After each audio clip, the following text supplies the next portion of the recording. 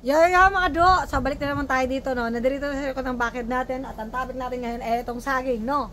Kita nyo yung saging dyan, no, yung puso.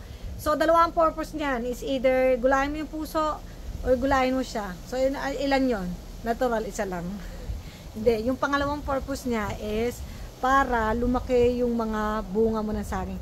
So papakita ko nyo sa inyo yung saging kung bakit kailangan nyo na siyang putulin. So ito yung mga papanood ko sa ibang mga YouTube videos ng mga farmers na bakit nila pinuputol yun, no. Nung una hindi ko magets yun, pinababayaan kong umaba yan. Pero dahil nga sa napanood ko yun sa YouTube videos, natry ko yun na yun sa mga dating harvest ko ng saging, and which is very effective. Yun talaga yung dapat na ginagawa natin. Kailangan natin putulin ang puso.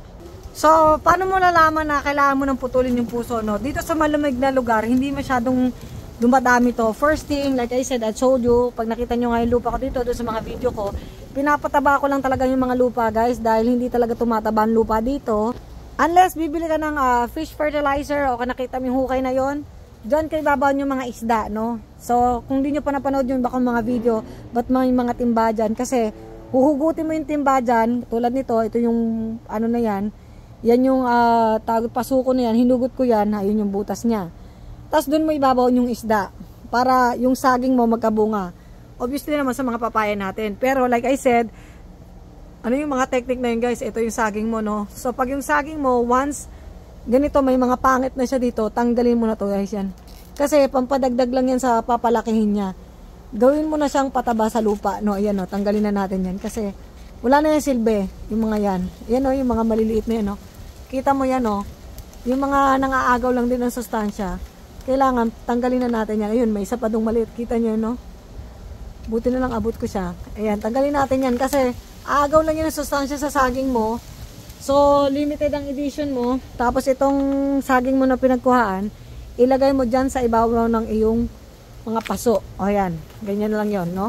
Anyway, yan lazy composting natin. Ito na yan, obviously, yung saging mo nagsasabi na siya na pwede mo na siyang gulayin yung puso niya. Kasi yung iba nga, hindi, parang halimbawa ito, tatlo lang, ganyan. Yung iba binibilang talaga. Since konti lang naman to, di mo na kailangan bilangin. Nakita mo, himiwalay na siya. Yung iba, hindi mo na kailangan paramihin. Gusto mong konti lang yung bunga, yun lang siya. Pero ito lang talaga yung na-produce yung bunga. Pero guys, sa style ng ganito, dito sa lugar ko, ang hirap kasi dahil binabagyo, may bagyo kasi today eh. Sa ganitong style guys, yung ganitong saging, marami na yung bunga na yan. Yan.